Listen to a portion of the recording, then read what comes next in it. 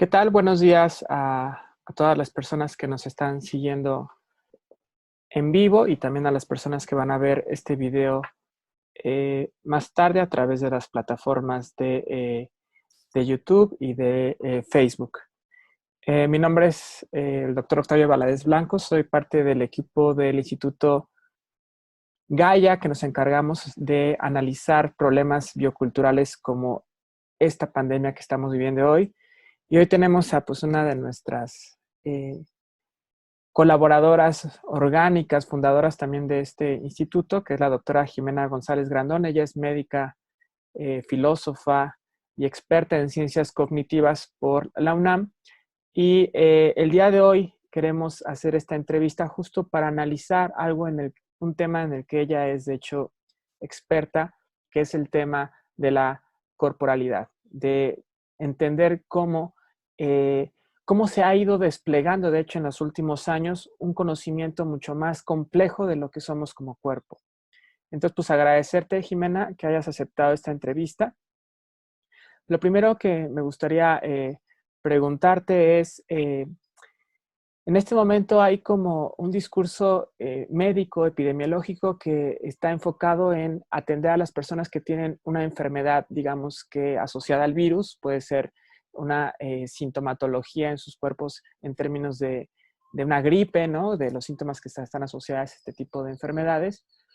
Y por otro lado tenemos pues a un auge de padecimientos que pareciera que están asociados a las emociones de las personas que están en sus casas y que les dicen, contente ahí, ¿no?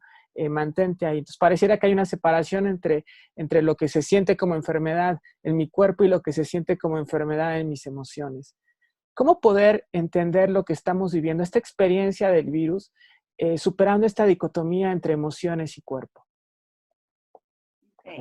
Bueno, para empezar, muchas gracias por la invitación. Bueno, ¿cómo comenzar respondiéndote? Yo pensaría que de entrada no podemos pensar a los padecimientos como divididos, ¿no? O sea, yo creo que sí tenemos que superar esta idea de que de alguna manera tenemos una emoción por un lado, ¿no? Una conducta etiológica por otro, un virus en otra parte. O sea, creo que sí tenemos que empezar a construir una idea mucho más integral, mucho más holística de lo que es este tipo de experiencias.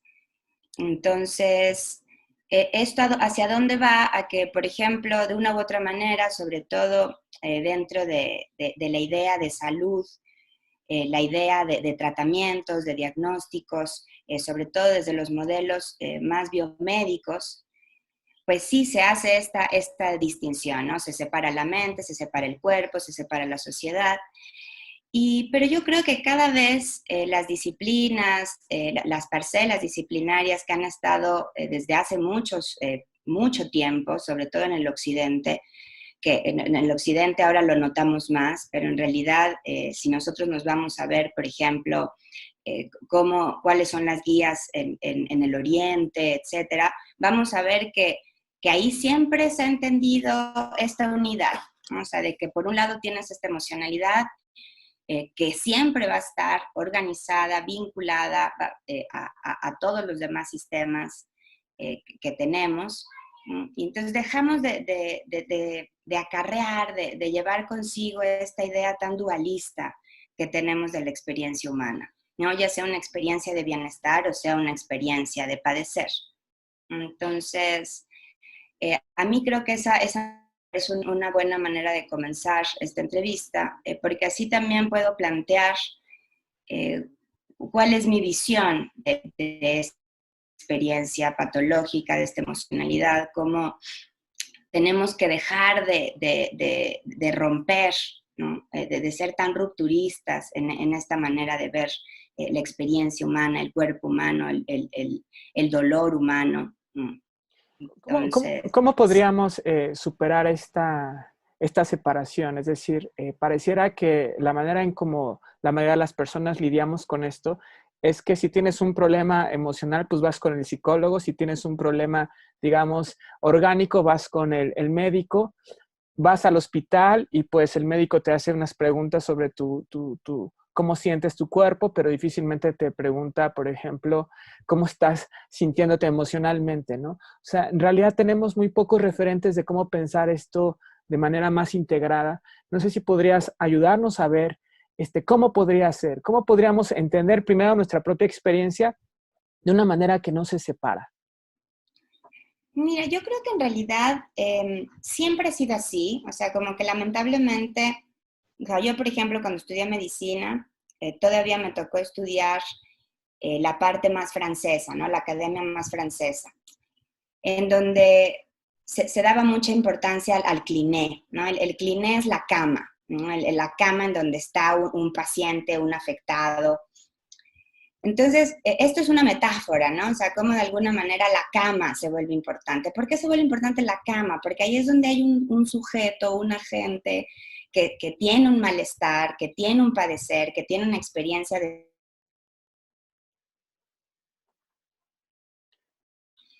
Entonces, los clínicos, cuando comienza esta aproximación a comprender la naturaleza de la enfermedad humana, realmente tenían esta visión mucho más integral y mucho más holística. O sea, si uno voltea a ver las historias clínicas eran un documento maravilloso, en donde genuinamente se abordaba esta idea de la OMS, ¿no? Que se ha hecho tan importante, que una conceptualización que no ha cambiado desde los 40 del siglo pasado, pero que era esta idea de juntar lo psíquico, lo biológico y lo social.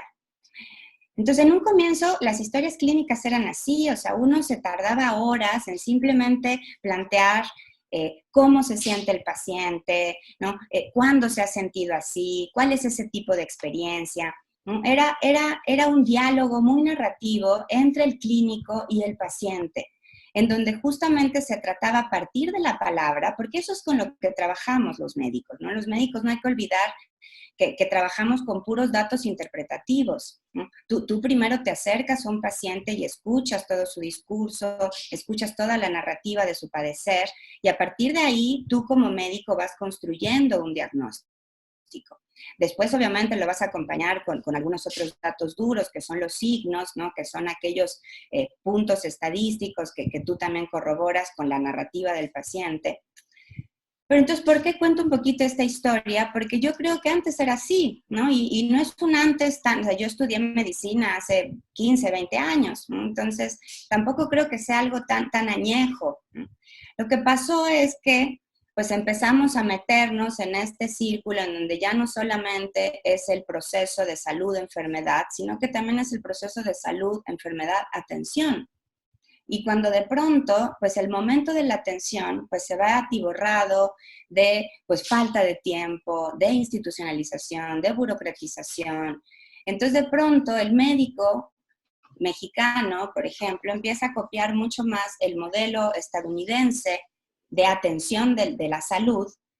Y cuando empieza a copiar este modelo, pues justamente se vuelve la experiencia de la enfermedad, esa narrativa que a los clínicos franceses les parecía tan importante, de alguna manera en la escuela norteamericana, pues se vuelve menos importante. Ya no te interesa tanto escuchar su sintomatología, escuchar su padecer, escuchar su propia interpretación de su cuerpo, sino ya lo que estás buscando son puros datos duros. Y por eso está esta caricatura de que cuando tú vas con un médico estadounidense, por ejemplo, pues ni siquiera te voltea a ver a los ojos y lo único que hace es ver tu panel de gabinete, de laboratorio, y a partir de ahí, pues ya llegar y dar los diagnósticos.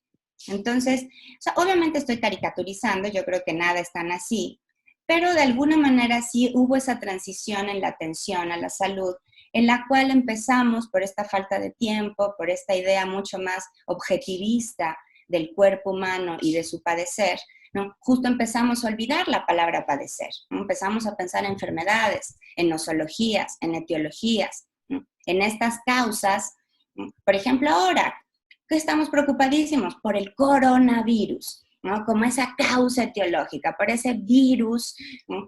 Que es malévolo y que nos va a atacar. Pero pues no estamos viendo todas las otras causas, ¿no? ¿Por qué te atacaría ese virus? ¿Te atacaría para empezar?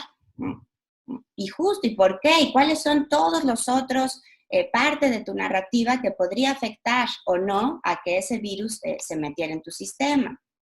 Entonces creo que eso es lo que empezó a pasar, o sea que de pronto ya nos empieza a preocupar mucho más la causa etiológica, ¿no? O sea, y empezamos a poner toda nuestra atención en lo que esa causa única puede hacer en tu organismo, pero no volteamos a ver el organismo como un todo, no volteamos a ver cómo también tu sistema, por ejemplo, respiratorio, pues también va a estar afectado por tus emociones, como tu sistema gastrointestinal también va a estar afectado por las emociones, como tu sistema gastrointestinal también va a estar afectado por si mueves o no el cuerpo.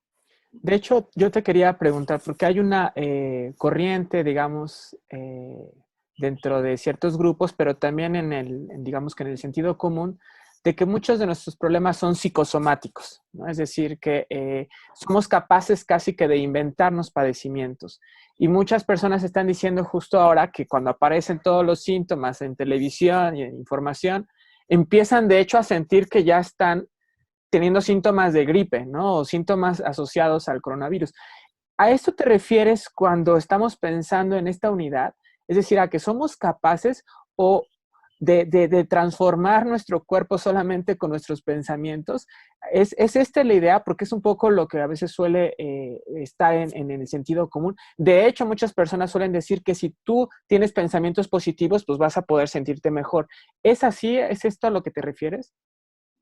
No propiamente. O sea, sin duda eso es algo que también creo que se tiene que estudiar a mayor profundidad.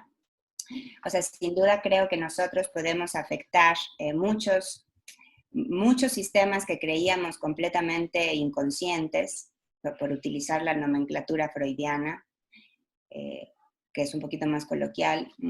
Entonces, muchos padecimientos que nosotros creíamos, o sea, como que por mucho tiempo se creyó que, por ejemplo, nosotros no podíamos controlar nuestras emociones, que de alguna manera no teníamos esa herramienta, que somos incapaces, que las emociones son algo que traemos de paquete, ¿no? Prealambrado genéticamente, entonces que de alguna manera nosotros, pues ni modo, si tienes ansiedad, pues rífatela, transita por ella y a ver cómo te va, ¿no? Porque tú no puedes controlar todo eso que de alguna manera es parte de tu sistema nervioso autónomo, ¿no? Tenemos dos sistemas nerviosos, ¿no? Tenemos, que es uno donde tú tienes tu propio control, ¿no? Yo ahora le puedo decir a mi mano que se mueva así, pero de alguna manera se ha considerado que el sistema nervioso autónomo, que es ese que tiene que ver con todas nuestras cuestiones más vegetativas, ¿no? Con el hecho de que nuestro corazón lata, ¿no? Que tengamos el proceso digestivo, ¿no? Que tengamos una frecuencia respiratoria, o sea, todas estas cuestiones se han pensado como dentro del sistema nervioso autónomo, que por supuesto que eso es cierto, pero como que se creyó que la conciencia no podía abordar todo ese sistema nervioso autónomo,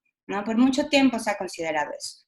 Pero de pronto se empieza a romper esa idea, ¿no? Se empieza a ver que no es cierto, que nosotros podemos controlar muchísimo nuestro sistema nervioso autónomo, que podemos controlar nuestra ansiedad, que podemos controlar nuestro miedo, que podemos controlar nuestra alegría, que incluso podemos llegar a controlar nuestra respiración, ¿no? Que incluso podemos llegar a controlar nuestra frecuencia cardíaca, ¿no? Entonces, ese tipo de situaciones como que nunca antes se había considerado.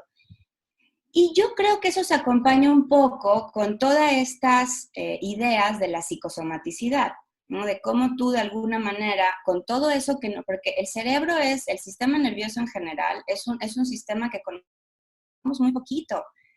Por eso es que la psiquiatría todo el tiempo tiene estas crisis, estos conflictos epistémicos, ¿no? Todos estos problemas de conocimiento y cambia todo el tiempo y sale un nuevo DSM y sale otro DSM. Precisamente porque la mente, ¿no? El sistema nervioso es un sistema que ha estado muy poco abordado. Entonces, en ese aspecto da mucha cabida a pensar en una psicosomaticidad, en donde justamente yo puedo, de alguna manera, controlar mis estados y entonces me puedo enfermar. Yo no llegaría tan lejos como eso, o sea, yo creo que para empezar es muy difícil controlar tus emociones, es muy difícil controlar tu frecuencia cardíaca, o sea, para lograr eso tienes que tener una disciplina, tienes que aprender técnicas, implica una experticia, ¿no? Aunque sin duda, pues hay un montón de cosas que nosotros no alcanzamos a percibir en nuestra conciencia y que están ocurriendo. A mí me queda clarísimo, sobre todo si pensamos en evidencias científicas, pues todo lo que ocurre, por ejemplo, con el placebo. El efecto placebo es muy interesante justo por eso, porque es una forma de psicosomaticidad, ¿no? Tú le das a un paciente agua con azúcar y le dices que le estás dando un fármaco y el paciente se recupera. Entonces, pues eso de qué te habla, ¿no? De que justamente hay un montón de otros factores que están influyendo en una enfermedad, en un padecer. Pero yo creo que ahí también yo pondría ciertas fronteras. O sea, se dice que el efecto placebo y la psicosomaticidad es muy alta en adultos, pero no en niños, ¿no? Por ejemplo, ahí también es claro, ¿no? Un niño sí se enfermó, o sea, un niño, tú no puedes plantear, ay, el niño está alucinando, se siente malo y está triste y por eso se enfermó. Pues no, esto tiene mucho que ver ya con una adultez, ¿no? Con toda una construcción social de la enfermedad, ¿no? Con todos otros factores que también influyen. Entonces, o sea, igual creo que sin duda, si comenzamos por esta idea en donde lo psíquico, lo social y lo biofisiológico son una unidad, sin duda tenemos que darle pie a que si uno tiene una sensación de mayor bienestar, si uno va construyendo la idea de sí mismo como de una persona pues más saludable, por supuesto que va a influir.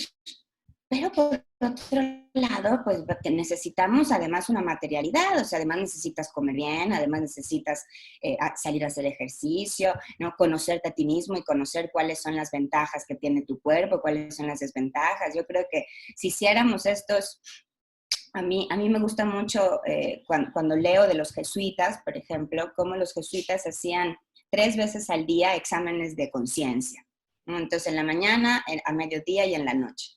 Y lo que hacían era sumergirse en sí mismos, ¿no? Y ver, a ver, qué hice hoy bien, qué hice hoy mal, ¿no? ¿Qué fue lo que sucedió en mi vida? ¿No? Llevaban a la conciencia, ¿no? Todo su camino diario. Entonces, y eso también es muy importante. O sea, nosotros, si lo que queremos es controlar más nuestros padeceres, nuestras sensaciones, nuestras ansiedades, pues tenemos que realizar ese tipo de técnicas. No es gratuito. O sea, eso es lo que quiero apuntar. Que no es solamente que emerge de la nada, sino que cuando uno quiere controlar, o sea, hay que tomar en cuenta que nuestra experiencia de padecer tiene que ver con lo que nosotros percibimos, con lo que nosotros conceptualizamos. Yo conceptualizo que tengo ansiedad, yo conceptualizo que tengo cefalea y que se siente de esta manera en mi cuerpo. Entonces, si yo también aprendo a tener este tipo de exámenes de conciencia, ¿no? Empiezo a conocerme más a mí misma, a conceptualizar mejor todas aquellas sensaciones que tengo, y entonces yo sí te podría hablar de una genuina psicosomaticidad, en donde yo estoy siendo también como el dueño de esas decisiones, estoy realmente metiéndome en ese inconsciente y lo estoy tratando de moldear. ¿Tú consideras, porque ahorita muchas personas, la mayoría, de hecho, una buena parte de la humanidad, estamos siendo, digamos que orilladas a una experiencia de enclaustramiento, de hacinamiento en muchas ocasiones, que nos está haciendo como reconocer un cuerpo de una manera quizás en la que pocas veces lo habíamos experimentado? Es decir, el simple hecho de no poder moverte de la misma manera, el simple hecho de tener que estar ya sea o en proximidad con personas más tiempo o en soledad, está haciendo que tengamos muchas personas experiencias que a veces no tenemos referentes de cómo controlar, cómo darle sentido, ¿no? ¿Qué pasa cuando justo te enfrentas a una experiencia como esta en la que no tienes referentes, en la que no sabes cómo y además nunca te han educado a conocer tu cuerpo, a conocer tus emociones? ¿Cómo aquí qué herramientas podríamos tener justo para abordar ese tipo de experiencias? Yo pensaría que la primera de todas las herramientas es eso que hacían los jesuitas, o sea, hacerte un examen de conciencia, justo, o sea, hacer consciente, llevar a tu estado consciente cuál es tu nueva espacialidad corporal, ¿no? Justo, cuáles son tus nuevos vínculos de tu cuerpo con el otro cuerpo. ¿A qué tienes de alguna manera acceso en este momento? O sea, creo que uno siempre tiene que empezar por reconocerse a sí mismo como un cuerpo que se mueve en un mundo y que comparte ese espacio con otros cuerpos. Entonces, primero ser consciente de tu nueva situación, ¿no? Estoy ahora en esta nueva situación que, o sea, a mí, por ejemplo, no me ha cambiado mucho la vida. Yo trabajo la mayor parte del tiempo en mi casa y vivo en Cuernavaca y viajo a México a dar otras clases, a tener juntas. Y, por ejemplo, ahora lo que me ha pasado es que todos esos viajes a México se me acabaron. Entonces, para mí, al revés, esto incluso me ha traído bienestar.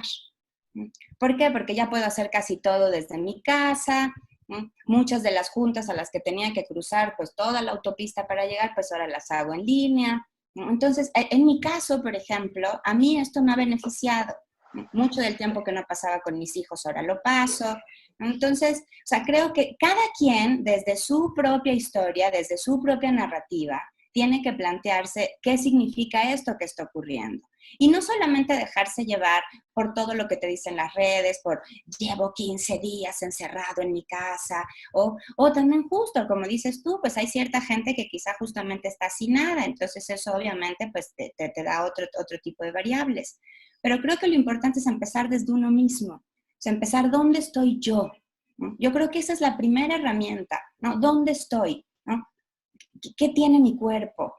Yo, por ejemplo, ayer salí a trotar, ¿no? Aquí en Cuernavaca nos dejaron abierto un pedazo de bosque, ¿no? Y me fui a trotar al pedazo de bosque. Y me impresionó sentir mi cuerpo todo agarrotado, ¿no? Todo, me costó muchísimo moverme, me costó mucho extender los brazos.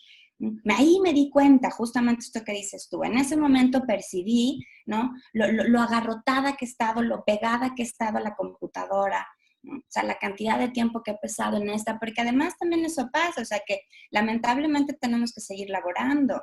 Entonces ahora también lo que ha pasado es que simplemente nos fuimos al home office, ¿no? Ahora todos estamos trabajando como locos enfrente de la computadora. Entonces eso también es otro cambio. Eso también implica otra vez, ahora las 4 horas que pasabas antes, pues ahora pasas 12. Qué sé yo, o sea, como que yo creo que la primera herramienta que tenemos que reconocer es nuestro cuerpo, nuestra conciencia de nuestro cuerpo. ¿Dónde está mi cuerpo? ¿Qué partes uso mejor? ¿Cuáles son, por ejemplo, ahora estoy más hinchada que antes, ahora estoy teniendo más colitis que antes, ahora me empezó el reflujo peor que antes? ¿Qué sé yo? Se empezó con un examen de autoconciencia, que lo que se recomienda mucho, sobre todo en la fenomenología, es que comiences haciéndolo, escribiéndolo. Comienzas tú mismo escribiendo tu narrativa corporal. ¿Dónde está mi cuerpo? ¿Cómo está? ¿Qué puedo hacer? ¿No? ¿Cómo lo puedo contrastar con el antes y el después? Y eso tratar de hacerlo todos los días, ¿no? Todos los días buscarte un ratito en el que piensas en ti y que piensas en tu cuerpo, por fuera y por dentro, ¿no? Escuchas a tu cuerpo, ¿no? O sea, yo lo recomiendo mucho, por ejemplo, a mis pacientes, que siempre, todas las noches, a mis alumnos también, que traten de que si no es todas las noches, al menos cada tercera o cuarta noche, hacer un repaso de su día. Hacer un repaso de a qué hora me levanté, qué fue lo que hice, que te tardas 5 minutos antes, ya en la cama, ¿no? Pero eso te ayuda también, por un lado, a recordar quién eres, a recordar qué hiciste, a ser más consciente de tus procesos. Porque yo creo que eso es lo que hemos ido perdiendo, ¿no? Que somos poco conscientes de todo lo que hacemos. Te quería preguntar justo que, según algunas estimaciones que están ahorita discutiéndose entre epidemiólogos, es altamente probable que no vamos a volver, propiamente dicho, a una normalidad, ¿no? Es decir, que, por ejemplo, datos del Imperial College salieron hace unos días, dicen que muy probablemente vamos a estar viviendo contingencias hasta que no haya una vacuna. Es decir, que tenemos que reacomodar nuestras experiencias corporales, sociales. Y justo te quería preguntar sobre eso, porque también empieza a haber otro tipo de padecimiento asociado a esta fobia al otro cuerpo, ¿no? Ya no solamente de mi cuerpo, sino al cómo nos relacionamos socialmente entre diversas corporalidades, cuando pareciera que el cuerpo del otro representa una amenaza, ¿no? ¿Cómo, cómo aprovechar o traer esta concepción más integrada del cuerpo que tú manejas hacia una nueva forma de relacionarnos que parece que vamos a tener que aprender en este periodo y en los meses siguientes? ¿Cómo es para ti? Pues bueno, yo creo que para empezar, de las cosas interesantes que nos ha traído esta pandemia es justamente el reconocer que tenemos que cuidar al otro, ¿no? O sea, que además de cuidarnos a nosotros mismos, pues tenemos que cuidar al otro. Entonces, a mí, por ejemplo, estas medidas de que si vas caminando por la calle, pues te tengas unos metros de distancia, ¿no? Te cambies de banqueta, ¿no? O sea, a mí la verdad, por ejemplo, hace 2 días he estado casi completamente encerrada y hace 2 días salí y fui al súper y no me había tocado vivir el momento de esta distancia, ¿no? Y la verdad me deprimió un poco, ¿no? O sea, como que sí pensé así, hasta me sentí mal, o sea, porque iba caminando por una vereda y otra persona iba en la misma vereda y se cambió de vereda. Entonces, ese simple episodio, ¿no? Me choqueó un poco, ¿no? O sea, como que en primero me sorprendió, ¿no? Primero fue como que me hizo poner los pies sobre la tierra. Y por otro lado, primero fue choqueante, pero después fui pensando también lo bonito que era, ¿no? O sea, también cómo es una manera de respetar al otro, cómo es una manera de respetar esta ciencia que nos está planteando, estos modelos que nos están planteando de alguna manera, pues que eso es en beneficio común. Entonces yo creo que tenemos que empezar a ver las cosas un poquito por ahí, ¿no? O sea, como empezar bueno, tú me mandaste un artículo muy bonito que salió en el New York Times, ¿no? Donde justamente un coreógrafo plantea cómo ahora se ven estas nuevas coreografías, ¿no? Cómo de pronto empezamos a ver todos estos cuerpos moviéndose a la distancia y cómo esto hay que empezarlo a ver también como una nueva manera de relacionarnos. Entonces yo creo que hay que verlo así, ¿no? Hay que verlo como una nueva coreografía, ¿no? Como una nueva manera en que los cuerpos se respetan a sí mismos en un vínculo distinto, ¿no? Como de alguna manera el hecho de mantener esta distancia también nos hace estar pensando en el otro, ¿no? De una manera pues más colectivista que nos haría muy bien en esta sociedad. Y cuidar de alguna manera que esto justo no se acompañe de una discriminación, de una porofobia, ¿no? O sea, porque creo que ese siempre es el problema, ¿no? O sea, que de pronto también estas cosas, como lo que empezó a pasar con los chinos, ¿no? En todas partes, o sea, si eras chino y tosías, pues te sacaban, ¿no? Entonces, creo que eso también hay que cuidarlo mucho. Que no por este miedo al contagio, no por este miedo a ser un transmisor, empezar también a volcar todas tus discriminaciones previas.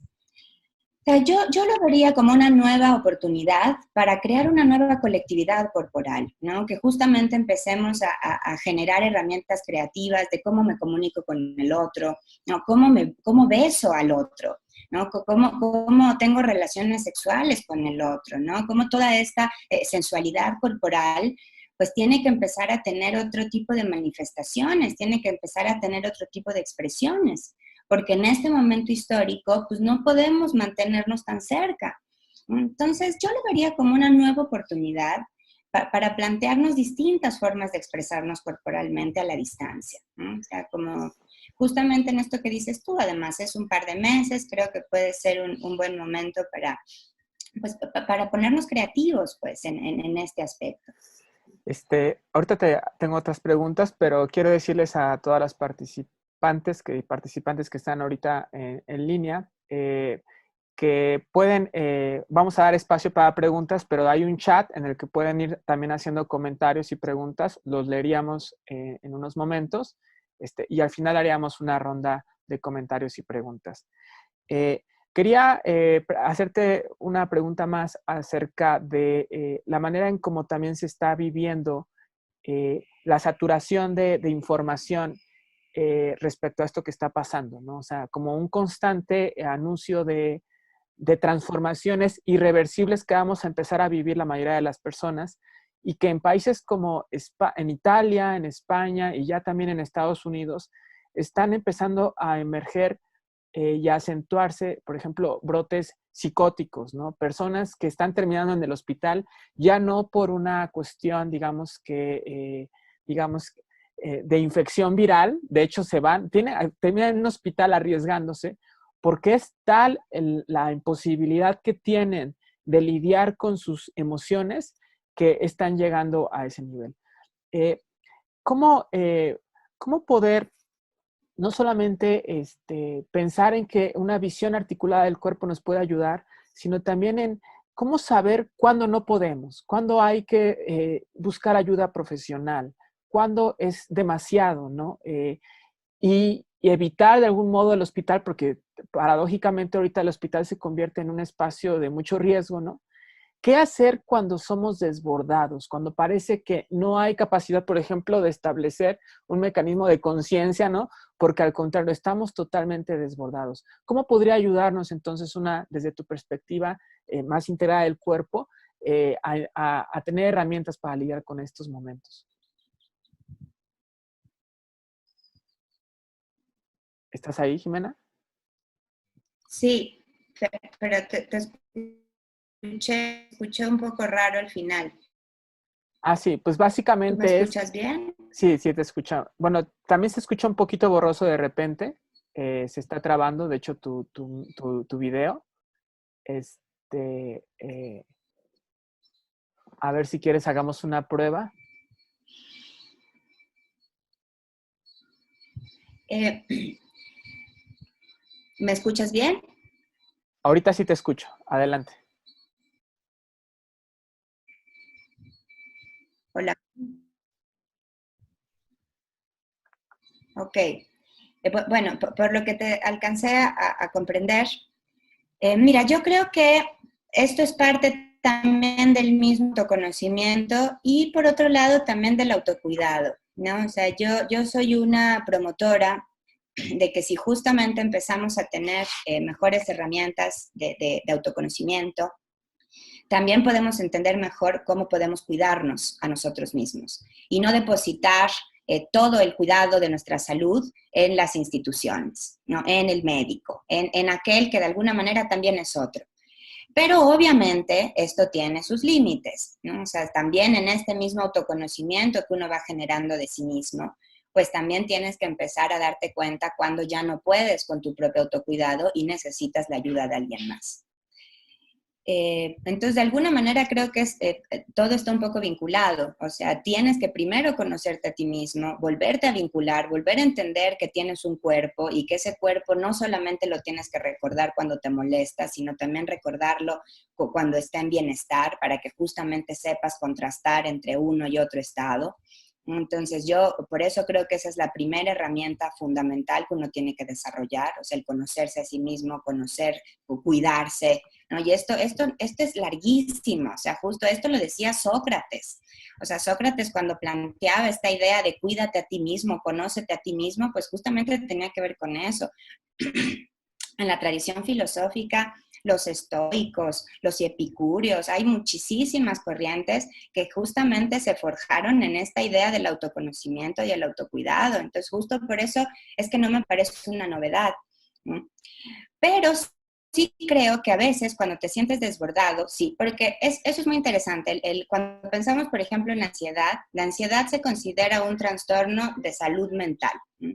Entonces, todos hemos tenido ansiedad. Yo creo que todos hemos de pronto tenido esa sensación, ¿no? de angustia, ¿no? De que algo se nos escapa, de que es una preocupación tan grande que a veces incluso sientes así que te estás atragantando, ¿no? Puedes incluso sentir esa angustia de que te vas a morir, ¿no? Entonces yo creo que todos hemos tenido de alguna manera esos episodios, son normales, ¿no? Que de pronto tengas estas crisis de pánico, estas crisis de angustia. Pero de alguna manera tú mismo puedes reconocer cuando ya se desbordó. O sea, si de plano, de pronto todos los días te sientes así, ¿no? De pronto viene un día en que te sientes así, pero el día siguiente también, pero el día siguiente también, pues entonces sí tienes que empezar a darte cuenta que quizás ya te estás desbordando, ¿no? Que en tu propio conocerte a ti mismo, en tus propias normas de autocuidado, pues ya no son suficientes y que quizá necesitas ir a otra parte. Yo en este momento histórico, si uno tiene acceso, por ejemplo, a plataformas digitales, actualmente hay un montón de sitios gratuitos a los que puedes acceder para pedir una terapia psicológica, para pedir una forma de meditación, para tomar una clase de yoga en línea. O sea, como que creo que de alguna manera sí puedes evitar ir al hospital, porque además también creo que puede ser incluso peor, ¿no? O sea, si tú tienes una súper crisis de angustia, estás súper preocupado porque te vas a morir, porque te vas a contagiar de este coronavirus y no vas a tener un sistema inmune estable y por lo tanto vas a morirte, pues llegar a un hospital en donde está lleno de gente con una situación que puede ser incluso peor que la tuya, pues creo que te puede generar todavía el triple de angustia. Entonces, quizás sería interesante como empezar a como crear este tipo de redes, como crear este tipo de plataformas, en donde uno también vaya buscando la manera de controlar esto que se le desbordó antes de llegar a la institución médica, porque además creo que incluso ahora Es hasta parte de esta colectividad que tenemos que aprender a construir, el podernos reconocer a nosotros mismos en si tengo que ir o no al hospital, ¿no? O sea, en España, por ejemplo, ya no reciben a nadie en el hospital. En España lo que hacen actualmente es que tienes que llamar a una línea telefónica y en la línea telefónica te dicen, ¿cuántos años tienes? No, pues tengo 39. Ah, pues mira, no estás en población de riesgo. Por lo tanto, te encierras en tu casa 15 días, te tomas paracetamol y suerte, ¿no? Cualquier complicación me avisas, ¿no? O sea, ¿por qué? Porque ya el sistema de salud pues ya no funciona, ya está atiborrado. Entonces, eso está ocurriendo en un país como España, pero en un país como España que no es lo mismo que México. Y eso también es muy importante plantearlo. No somos España, no somos Italia, no somos Estados Unidos. Somos un país subdesarrollado, ¿no? En el cual tenemos muchas otras problemáticas que no solo son el coronavirus. O sea, que eso también es muy importante. En México la gente no solo se muere de coronavirus. De hecho, es lo que menos nos morimos. En México tenemos dengue, en México tenemos sarampión, en México tenemos un brutal cáncer, en México, entonces, o sea, a mí por eso también de pronto me preocupa un poco el foco tan tremendo que estamos teniendo en el coronavirus, cuando lamentablemente nosotros somos parte de una transición epidemiológica en donde nos seguimos muriendo por diarrea y por gripa, y también nos morimos por infartos al miocardio y por cáncer. Entonces, a mí, o sea, por supuesto que creo que tenemos que estar conscientes del fenómeno que implica el coronavirus, pero creo que tampoco nos tenemos que salir de control por ahí, ¿no? O sea, también tenemos que ver que justamente volteamos a ver nuestras estadísticas, no somos España. No, no tenemos ni las condiciones climatológicas, ni tampoco el Producto Interno Bruto, ¿no? Entonces, creo que en este aspecto de ver como lo biopsicosocial, pues también tenemos que voltear a ver eso, ¿no? ¿Cuáles son las condiciones de México? ¿Cuáles son las condiciones atmosféricas? ¿Cuáles son las condiciones sociales?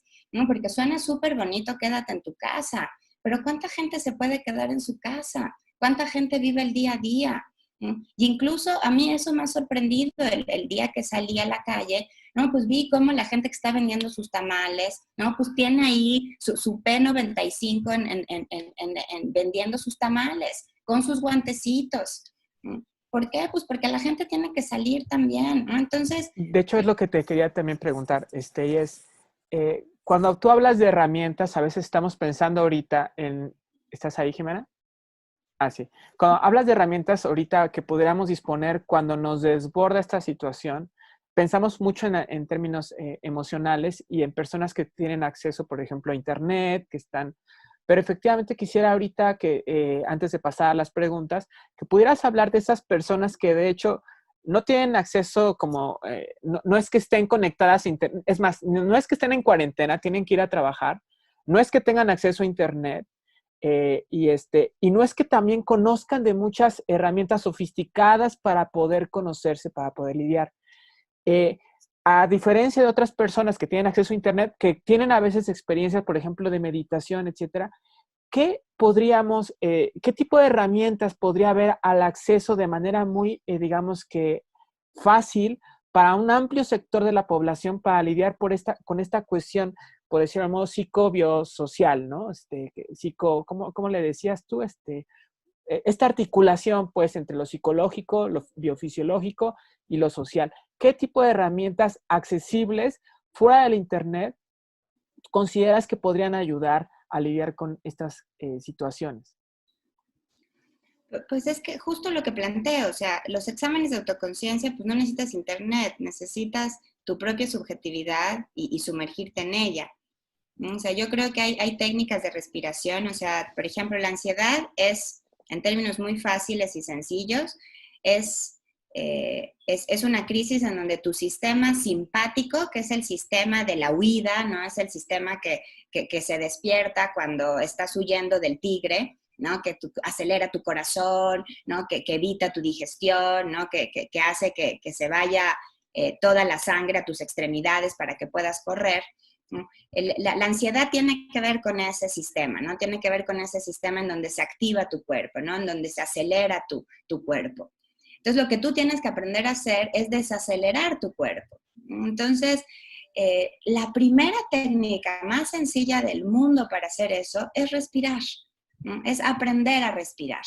¿no? Lamentablemente, eso nos los deberían de enseñar en primero de primaria, en todas las escuelas públicas y privadas, ¿no? Porque respirar es fundamental. Entonces, y es muy sencillo, o sea, uno lo único que tiene que hacer es para empezar a aprender algo que sabemos de niños, ¿no? Cuando los niños nacen tienen lo que se le llama la respiración abdominal, y que esa la perdemos, ¿no? No sé por qué, por mensos, pero la perdemos, ¿no? Porque esa es la respiración más maravillosa que hay, porque es una respiración que lo que hace es activar tu nervio vago.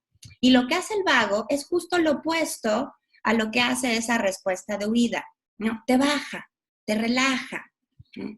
Entonces yo pensaría que, o sea, por un lado están estas técnicas de autoconciencia, de primero conocerte a ti mismo, pero por otro lado también están las técnicas básicas de respiración, ¿no? De aprender a respirar. Y bueno, para quien no tenga acceso a internet y no pueda buscarlo, porque también eso es impresionante, o sea, ahora uno pone cómo se respira bien y te salen 25 tutoriales, o 25,000, pues, ¿no? Y que bueno, es tan sencillo como aprender a inspirar por la nariz, ¿no? Y tratar de ir contando, ¿no? Contar más o menos 7 tiempos en que vas inhalando. Después, la manera en que inhalas es que vas inflando tu panza, ¿no? Vas inflando tu abdomen, o sea, para la manera en que la inhalación se vaya hacia abdomen. Y después, cuando ya terminaste de inhalar los 7 tiempos, contraes abdomen, como si alguien te fuera a pegar un puñetazo en la panza, ¿no? Lo contraes y ahí te esperas otros 7 tiempos. Y después vas sacando el aire, vas exhalando, volviendo a inflar la panza. Entonces, por ejemplo, eso, si tú lo haces 7 veces, o sea, es la regla del 7, también así le llaman, ¿no? 7 inspirar, 7 expirar, no, 7 quedar, 7 expirar y 7 veces.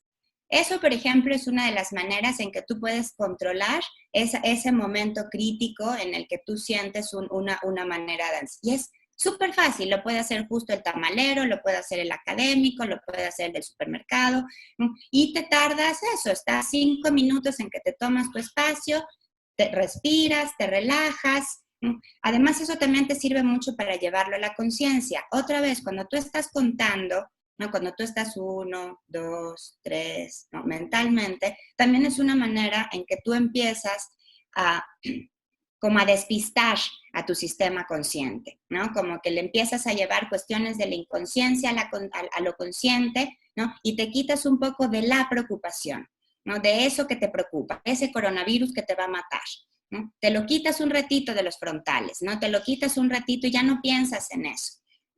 Y empiezas a acordarte de que tienes un cuerpo, de que tienes un abdomen, de que estás respirando, de que te estás empezando a sentir mejor corporalmente, ¿no? Y ahí sería más somático-psíquico, ¿no? O sea, empiezas de cuerpo hacia llevarlo a ese estado de alteración que te tiene inquieto. Ok. Y bueno, en el taller que vamos a hacer, pues les voy a dar algunas de estas técnicas. También hay unas técnicas súper sencillas que haces con tu cuerpo, con formas también de respiración, que también pues te ayudan a disminuir ese momento de ansiedad. Pero, como bien decías, también hay que plantear que no siempre todo lo puedes hacer tú, ¿no? Estas son algunas técnicas que te pueden ayudar, que te pueden tranquilizar, pero si es muy repetitivo, si constante de pánico, pues sí, quizá vas a tener que conseguir ayuda profesional. Ok.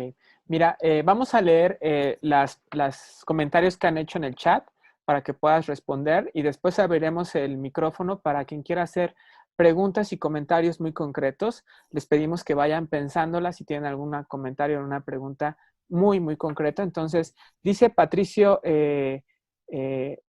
Miguel González, dice, esta situación nos ha expuesto como seres miserablemente manipulables, con la oportunidad de sacar la mejor experiencia y buscar las enseñanzas milenarias, como lo hacen los jesuitas y quienes hoy día lo hacemos mucho más.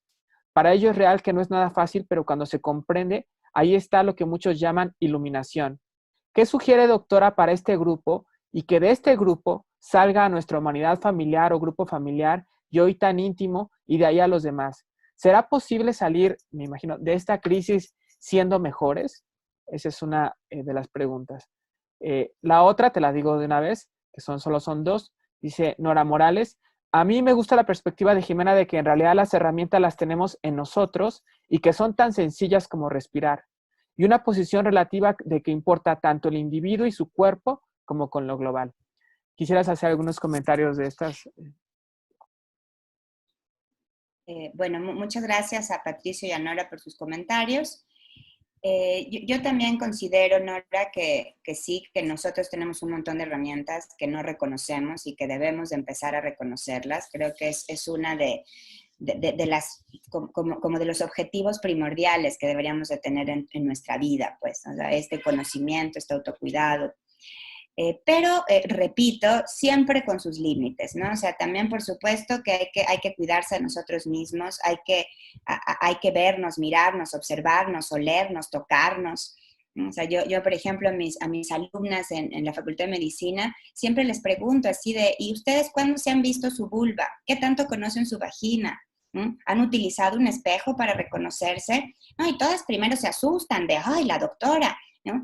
Pero creo que es una pregunta súper genuina, ¿no? Las mujeres tenemos todo nuestro aparato genital hacia adentro, ¿no? Y tenemos que conocerlo, ¿no? ¿Por qué? Pues porque hay que conocer nuestro cuerpo, ¿no? Entonces, como que no sé por qué eso parece tan terrible. Y creo que es una buena metáfora de cómo tenemos que acercarnos a conocer nuestro cuerpo, ¿no? Tocarlo, sentirlo, ¿no?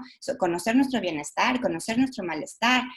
Pero también creo que luego a veces eso aparenta un cierto individualismo, ¿no? Y eso no quiero que se malentienda, ¿no? O sea, el hecho de que nos conozcamos a nosotros mismos y estemos en esta forma de autoconocernos, también tenemos que pensarlo siempre en relación con la otredad, ¿no? En relación con que nosotros somos parte de esta filogenia humana, ¿no? En donde todos somos parte de este colectivo y donde yo también me reconozco en mí, en el otro.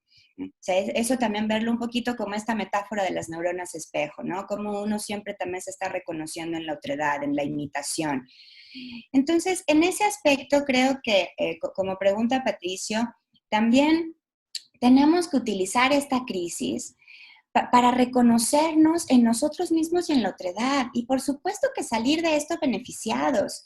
O sea, yo sí pensaría que es un momento histórico bien interesante para eso, para generar colectividades, para generar redes de apoyo, para que si justamente uno no puede tener acceso a un montón de cosas, pues empiecen a generar talleres gratuitos en la red, fuera de la red, incluso en esta creatividad que estamos tratando de hacer, en esta coreografía a la distancia, pues empezar a generar también, por ejemplo, no sé, talleres de corporeidad a la distancia, ¿no? Que quizá todos nos utilicemos, no sé, vidrios, esta cosa para almacenar estos plásticos, qué sé yo, o sea, como buscar la manera creativa de también seguir en interrelación con los otros y para hacernos más fuertes, ¿no? O sea, yo creo que el inicio de esta medida preventiva de mantenernos encerrados en casa, ya desde ahí implica un amor a la colectividad. Ya desde ahí implica que estás cuidándote a ti, pero estás cuidando al otro. Entonces, yo pensaría que es un buen momento para eso, para como verlo como un rompeolas, como un momento en el que nos da la oportunidad de replantearnos, resignificarnos, reentendernos como individuos y como sociedad. Una pregunta más, dice Mónica Anza. ¿Qué preguntas podemos hacernos en el examen nocturno de conciencia para poder iniciar con algo, ¿no? Así. Mira, yo creo que algo muy importante es preguntarte cómo empezaste el día hoy, ¿no? Hasta cuestiones súper básicas, es decir, me bajé de la cama por el lado derecho, me bajé de la cama por el lado izquierdo, cuál fue la ropa que usé, ¿no? Como cuestiones así de básicas, ¿no? ¿Qué fue el primer alimento que comí? ¿No? Lo saboreé ese alimento, sé lo que comí, ¿no? Porque además eso también es bien interesante, de pronto te das cuenta que ni siquiera sabes qué desayunaste, qué comiste, qué cenaste, ¿no? A quién le llamé por teléfono, lo primero que hice fue ver mi celular, ¿no? Entonces, al irte haciendo como preguntas así de básicas, ¿no? Para ir haciendo como la línea de tu día, ¿no? Como la línea temporoespacial de tu día. Ahí también vas reflexionando, entonces justo dices, híjole, lo primero que hice fue ver mi celular, ¿estará bien eso o no? Híjole, lo primero que hice fue ir al baño. Ah, mira qué bien, ¿no? Etcétera. O sea, como esas cosas que te gustan. O sea, a mí, por ejemplo, me encantan los días que primero voy al baño, ¿no? Me encantan. Siempre tengo siendo como la idea simbólica de que va a ser un gran día, ¿no?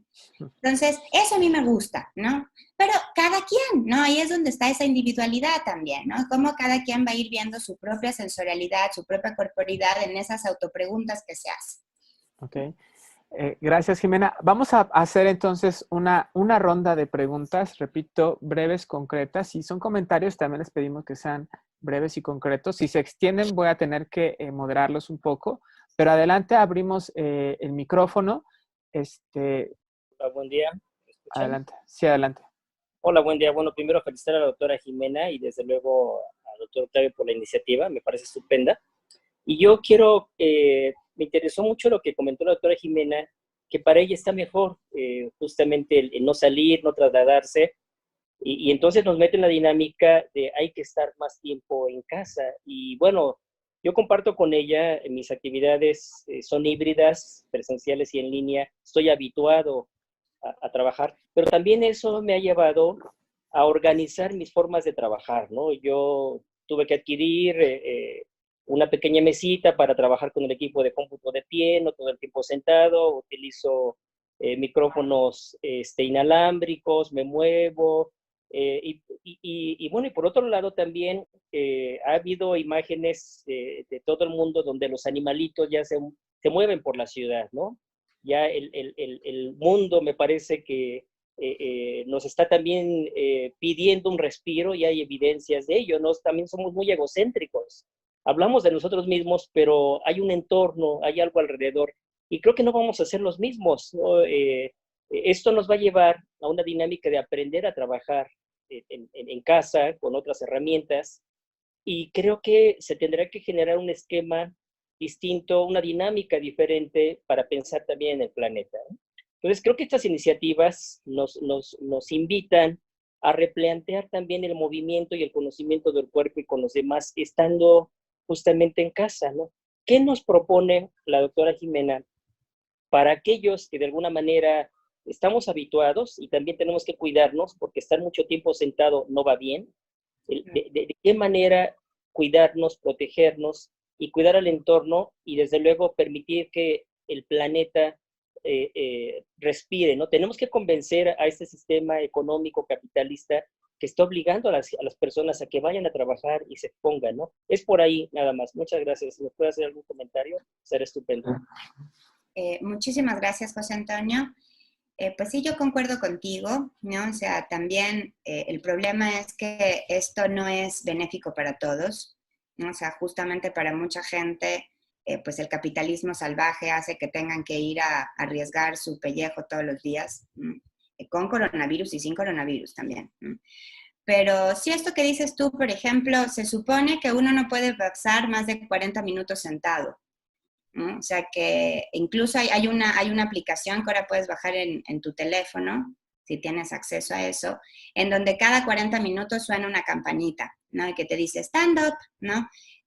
Porque esa es la cuestión, o sea, si queremos evitar, el sedentarismo es la madre de todas las enfermedades, eso es peor que el coronavirus, ¿no? Ese es el que nos lleva a diabetes, a hipertensión, a infartos al miocardio, a cáncer, ¿no? Entonces el sedentarismo es una cosa terrible y lo rompes tan fácilmente como parándote cada 40 minutos, pero parándote, haces un estiramiento, ¿no? Y sigues.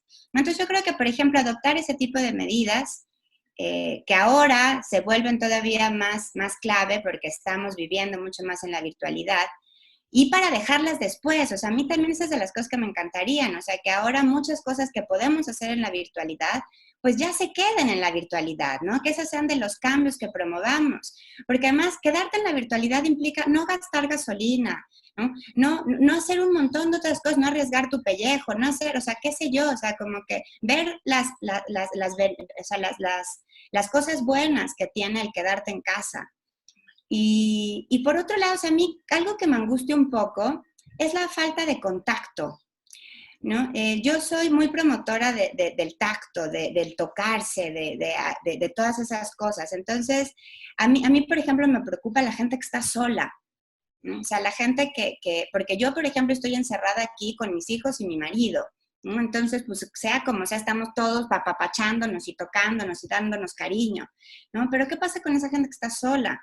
¿No? O sea, y que no se va a poder tocar con otros, Entonces, yo creo que ahí también hay toda una ventana de oportunidad de ver qué podemos hacer, ¿no? Para que aquellos individuos que estén solitos en casa, pues puedan seguir sintiendo el tacto humano, ¿no? Poder sentir como esa sensación de que estás con los otros, de que no estás solito. Entonces, creo que ahí es donde la creatividad tiene que emerger, ¿no? ¿Qué podemos hacer para aún estando solos, aún no perder esa sensación de estar en la colectividad? O sea, el hecho de perder el tacto incluso se relaciona con un montonal de enfermedades. O sea, por muchísimo tiempo, por supuesto. No, 15 días no me parece suficiente. Pero bueno, esto justamente se puede extender y también podrían empezar a ver esos padeceres, esos trastornos que tienen que ver con la falta de carencia afectiva, ¿no? Con una cuestión táctil, ¿no? Y creo que ahí sería una ventana de oportunidad de qué podemos hacer, ¿no? Qué tipo de, además de respiración, y qué tipo de técnicas podemos desarrollar para que justamente nos sigamos sintiendo como cerquita del otro. Muchas gracias. Vamos a hacer una pregunta más. A algunas personas quisieran, unas 2 preguntas más. Si quisiera alguien comentar o preguntar algo, adelante. ¿Nadie?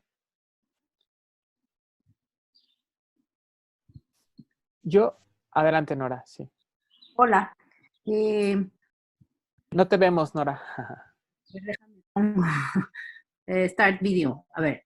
Listo, bueno, listo. yo tenía una pregunta, sobre todo lo que habló al principio Jimena sobre la práctica de la medicina, como un historial era como un diálogo y cómo de alguna manera eso también a la propia disciplina de la medicina le es relevante. ¿Qué tan viable es cambiar ese paradigma? O sea, ¿cómo va a cambiar la disciplina de la medicina?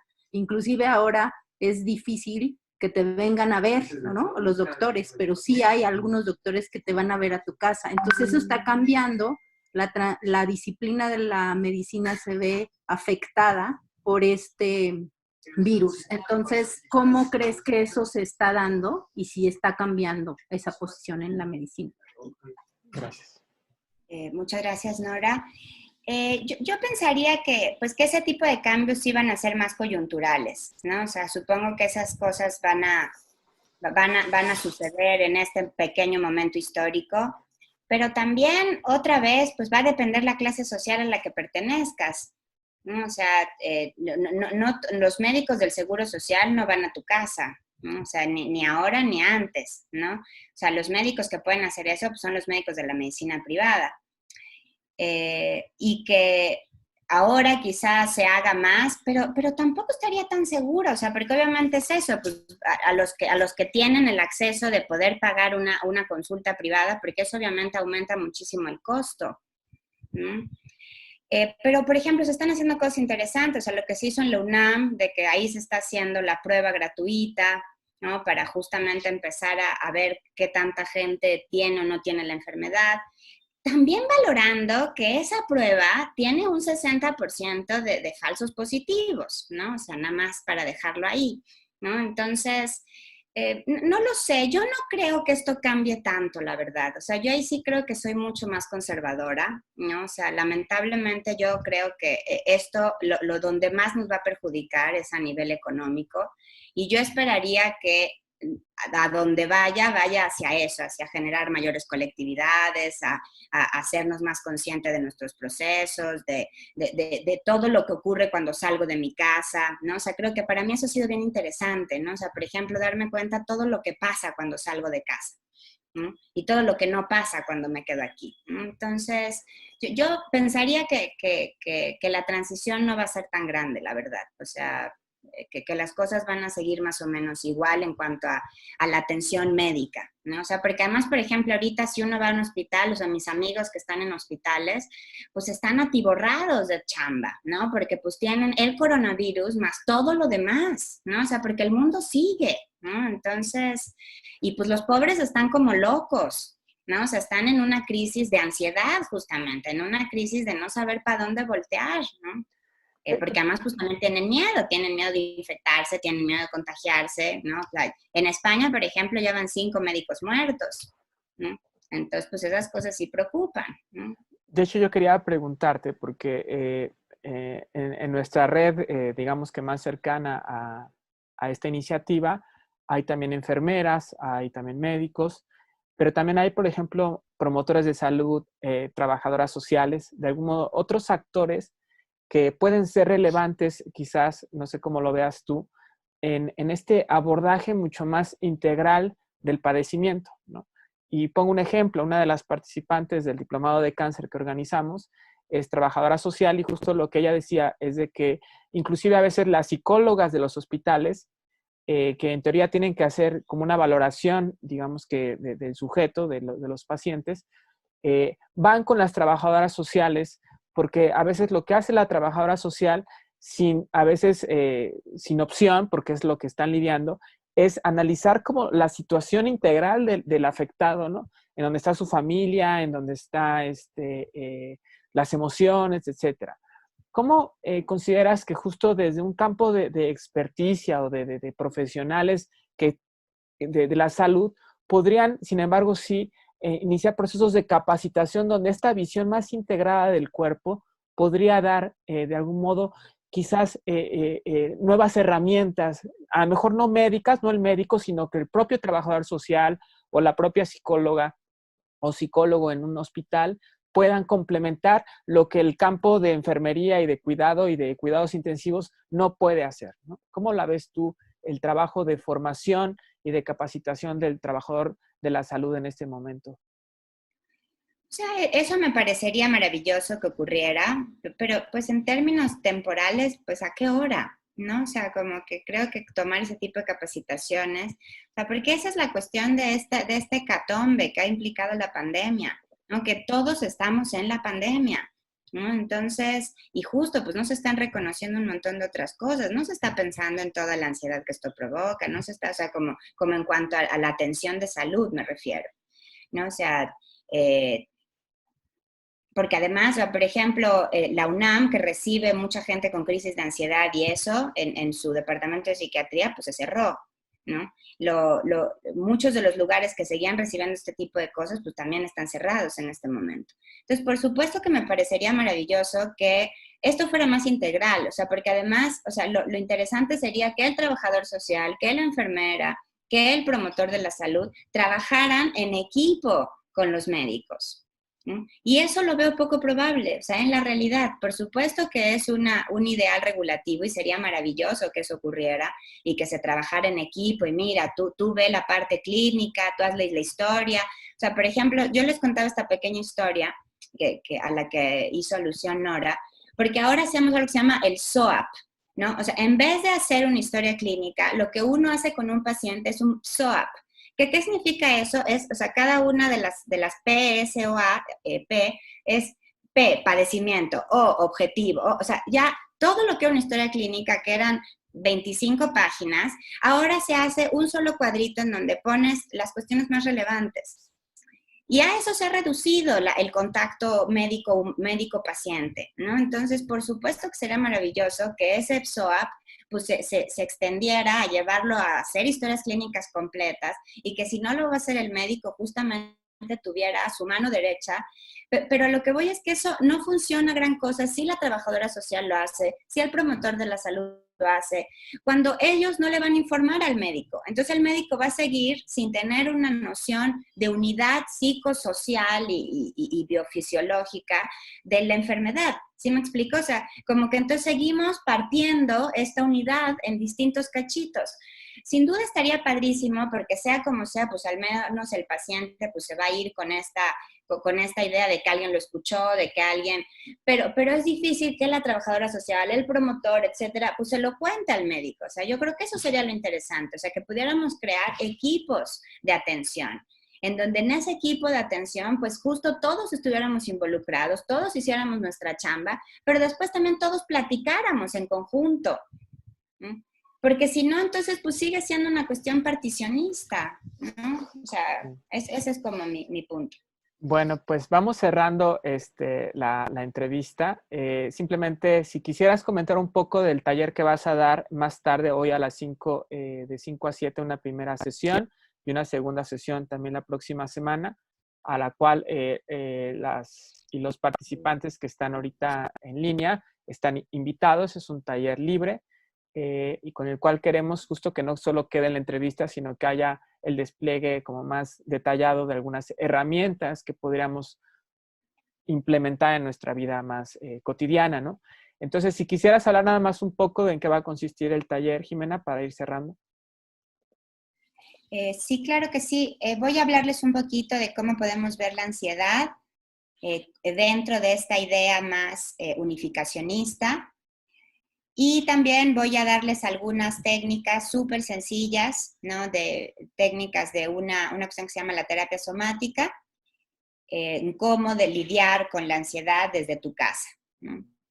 Así, cortito. El segundo taller, pues va a ser un poquito más profundo. Voy a dar un par de técnicas más, ¿no? Y eso es todo. Voy a tratar de que sea mucho más práctico que teórico, ¿no? Pero bueno, igual a mí me gusta la teoría, entonces igual hablaré un poquito de teoría, pero me voy a ir a lo práctico también. Okay. Muchas gracias. Pues muchas gracias a todas, a todos los participantes por haber estado en esta entrevista. La idea también de este ejercicio es que podamos contribuir cada uno de nosotros a brindar herramientas a nuestras propias redes, a comenzar a ejercer una palabra de conocimiento que nos permita lidiar no con una vorágine de información y de problemáticas, sino con cosas que podemos comenzar a trabajar, a lidiar con ello y empezar a hacer las transformaciones necesarias para ajustarnos y generar bienestar en esta etapa que parece ya irreversible en la historia de la humanidad y que, sin embargo, puede abrir oportunidades para todos nosotros. Muchas gracias y que tengan buen día todas y todos. Hasta luego, gracias. Hasta luego, gracias.